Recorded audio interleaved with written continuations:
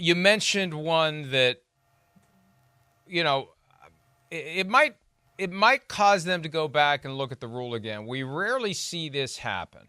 And I can't remember a time when it has happened where a guy gets 1 foot down twice, but the other foot never hits, and therefore it's not a catch. And the rule says that you got to touch the ground inbounds with both feet, not with 1 foot twice, not with 2 feet, with both feet or with any part of his body other than his hands. So 1 knee equals 2 feet, but 1 foot twice doesn't equal 2 feet. And that's just the rule, and it's always been the rule. That was one of the first big differences for me when I was a kid, and you're trying to process, okay, football looks like football, but there's college and there's pro, and it's different. There's little differences. College, all you got to do is get 1 foot. Pro, you got to get 2, and we've always known that difference, 1 versus 2. But we shouldn't say 2, we should say both.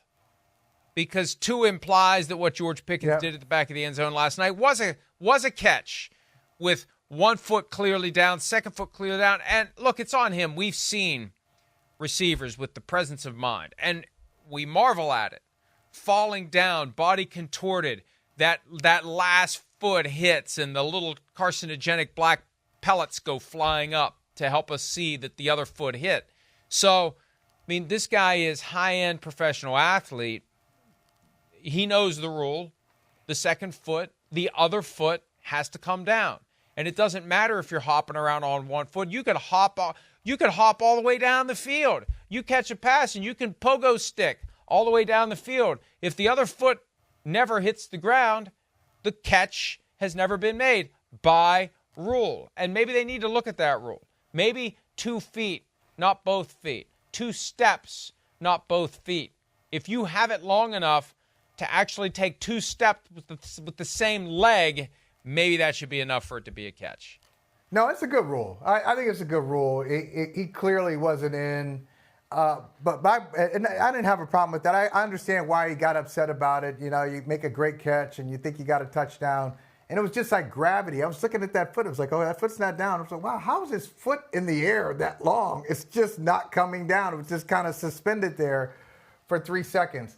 My problem, Mike, is with this rule that you can't challenge it.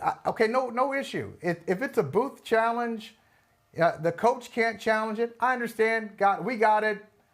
But when the Steelers challenged it, and then they weren't allowed to challenge it, why do you take a timeout away from them? Just say this is a communication issue. I hate bad communication. We could handle this very easily without anybody losing anything. You didn't get the touchdown, Pittsburgh. I know you want to challenge it, Mike, but you can't. By rule, you can't challenge it. Let's move on. And we've seen that before. He throws a flag out there, and they take a timeout away? Why? I can't remember a specific example, Michael, but I feel like at some point in the age of the red flag, there's been a time where a guy tries to throw the red flag, and they just tell him, you can't. Not, okay, you're throwing the red flag? You're throwing the red flag? Okay, are you sure? Okay, too bad. We've already done a full booth review. You're not allowed to throw the red flag here, so we're taking your red flag from you, and you should have known. And we gave you every chance to take your hand off the checker, and you didn't. So I thought that was weird. And Tomlin explained after the game, he didn't realize that they'd done a review. He thought the ruling on the field was no catch. Because obviously if the ruling on the field is catch, you can never use the red flag. Because it's like in the final 2 minutes of the half or overtime that all replay reviews are initiated by the booth. If he thought it was a touchdown on the field, he's not throwing the red flag. He thought the ruling on the field was no touchdown. So it's a weird little gotcha that they played that I know in other situations, and I wish I could remember an example. And if folks out there can think of one, it's Florio at ProFootballTalk.com. Let me know. But I can think of other examples where it's like, oh, hey, no, you don't want to, no, you can't. You can't challenge here by rule. So go ahead, here's your flag, and we're going to go about the game. I don't know why they didn't do that for Mike Tomlin last night.